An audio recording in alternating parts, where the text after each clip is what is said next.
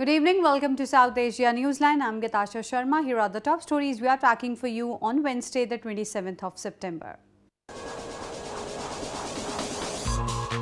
Pakistan resorts to ceasefire violation, targets forward post in Indian Kashmir.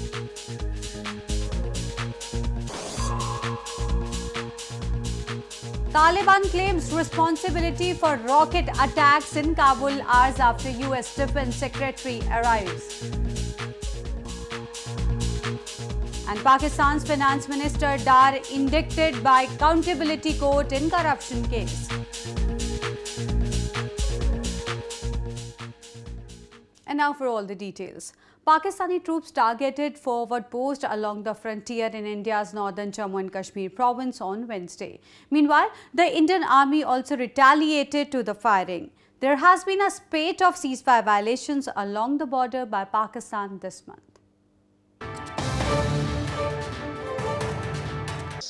Pakistani troops on Wednesday violated ceasefire along the de facto border line of control or LOC in India's northern Jammu and Kashmir province. They resorted to mortar shelling and firing on civilian areas in Poonch and Rajouri districts of the province. Meanwhile, the Indian security forces also retaliated to the fire from across the border. There have been numerous ceasefire violations by Pakistan this month. Pakistan जो है वो बहुत तंग कर रहा है, बहुत firing करते हैं। किसी काम के लिए हमें परेशान होना पड़ता है, हर काम के लिए। The troops of arch rivals India and Pakistan intermittently exchange fire on LOC, despite an agreement in 2003 that a ceasefire should be observed along the working boundary. Both New Delhi and Islamabad blame each other for resorting to unprovoked firings. Meanwhile, US Defense Secretary James Mattis on Tuesday met Indian Prime Minister Narendra Modi in New Delhi. Both of them discussed the entire gamut of issues of mutual interest. Mattis had earlier held delegation-level talks with Indian Defense Minister.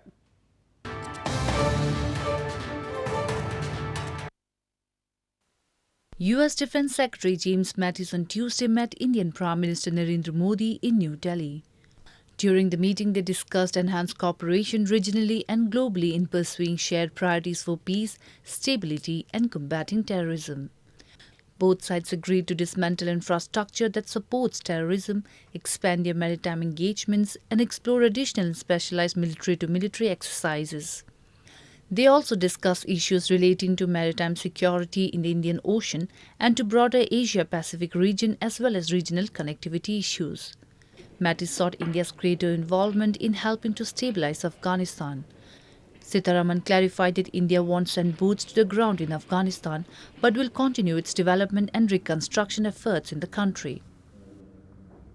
In news from Afghanistan, at least one civilian was killed and several wounded in a string of rocket attacks on an airport in Afghan capital Kabul on Wednesday. The Taliban claimed responsibility for the attack and said the target had been US Defense Secretary James Mattis, who arrived in the country hours before the attack. According to the Afghan Interior Ministry, 3 attackers were killed and security forces have brought situation under control. At least one civilian was killed and 4 wounded in a string of rocket attacks on the Hamid Karzai International Airport in Kabul city on Wednesday. According to the airport officials, all flights into Kabul were diverted and flights out of the city were cancelled until further notice. The officials said no damage has been caused to the runway and the area is being cleared of shrapnel. According to local media reports, Taliban claimed responsibility for the attack, saying the target had been US Secretary of Defense James Mattis. Mattis and NATO Chief Jens Stoltenberg arrived in Kabul hours before the rocket exploded. Upon arrival, Mattis, Stoltenberg and Afghan President Ashraf Ghani addressed a joint press conference after holding closed-door talks. Mattis pledged support for the Afghan government and said the United States was determined not to allow a merciless enemy to kill its way to power.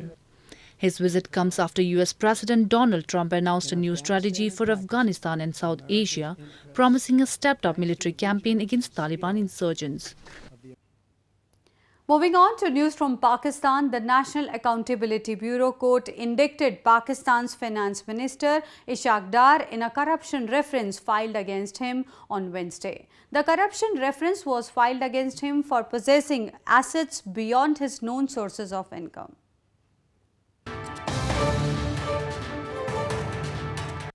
An accountability court in capital Islamabad on Wednesday indicted Finance Minister Dar in a corruption reference.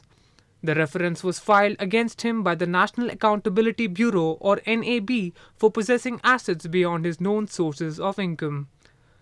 A list of 28 witnesses was submitted by NAB and it will begin to produce them in court at the next hearing on October 4th. Meanwhile, on Tuesday, Pakistan's ousted Prime Minister Nawaz Sharif vowed to fight corruption charges after he briefly appeared before an anti-corruption court on Tuesday. Sharif, who returned from London on Monday after visiting his ailing wife, lashed out against the judiciary for baseless cases based on lies against him and his family. मैं झूठ पर मबनी बेबुनियाद मुकदमे लड़ रहा हूं,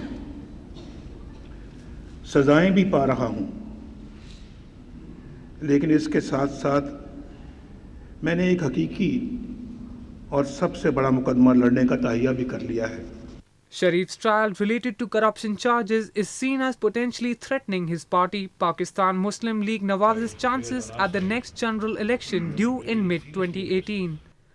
He was disqualified from holding public office in a landmark decision by the country's Supreme Court in the Panama Papers case in July. Meanwhile, Indian Foreign Minister Sushma Swaraj on Wednesday granted a travel visa to a Pakistani girl for undergoing an open heart surgery. Meanwhile, Swaraj also thanked Emirate of Sharjah for granting pardon of 149 Indian prisoners who have completed 3 years of their sentences.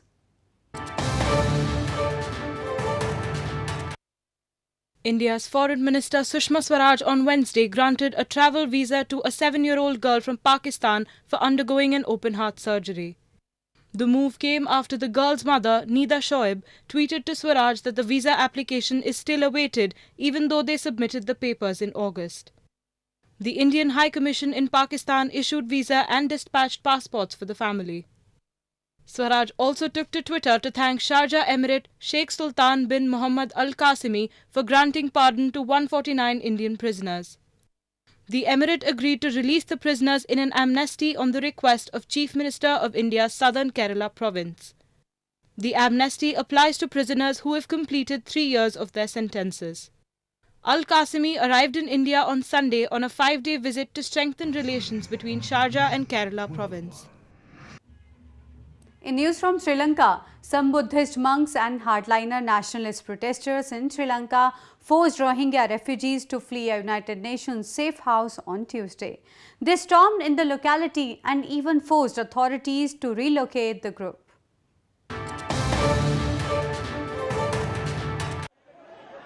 Some Buddhist monks and hardliner nationalist protesters forced Rohingya refugees to flee a United Nations safe house in Sri Lanka capital, Colombo.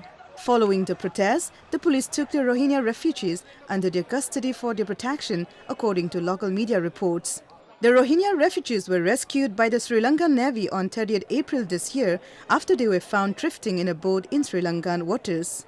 They were initially detained at a detention center until a court ordered to hand them over to UN Human Rights Council last month. The violence in Myanmar's western Rakhine province has forced thousands of Rohingyas to flee their homes for shelter. It all began on August 25th after Rohingya insurgents attacked security posts, killing around 12 people. Hundreds of visitors are thronging a historical fort in India's northern Amritsar city after it reopened for public following completion of restoration work.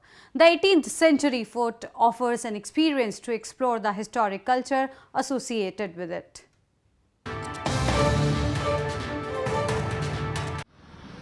Hundreds of visitors are thronging a historical fort in Amritsar city of India's northern Punjab province to explore the historic culture associated with the city. The historical Gobindgarh fort was earlier occupied by British forces and is now dedicated to the public. The fort is considered an education cum entertainment destination for people, especially for students. So the textbook, which a 500 pages textbook is not able to explain the context. So here in 20 minutes of show, the entire story has been shown in such a way that people, when they go back, they'll keep it with them for a very long duration. Enthusiastic visitors were seen exploring the interiors of the fort and enjoying the 7-dimensional shows on the reign of ancient rulers in the city. Amritsar has a lot to offer, but I think the experience for Gobindgarh Fort has been amazing. First of all, I think it's very good value for money. The cultural aspects of the whole Punjabi region which you see here is very good. Really like the shows in the main area.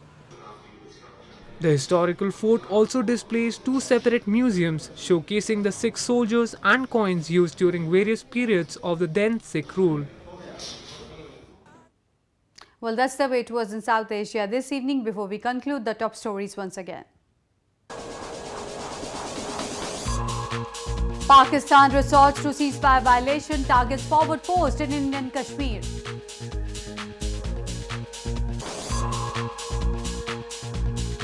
Taliban claims responsibility for rocket attacks in Kabul hours after US Defense Secretary arrives. And Pakistan's Finance Minister Dar indicted by accountability court in corruption case.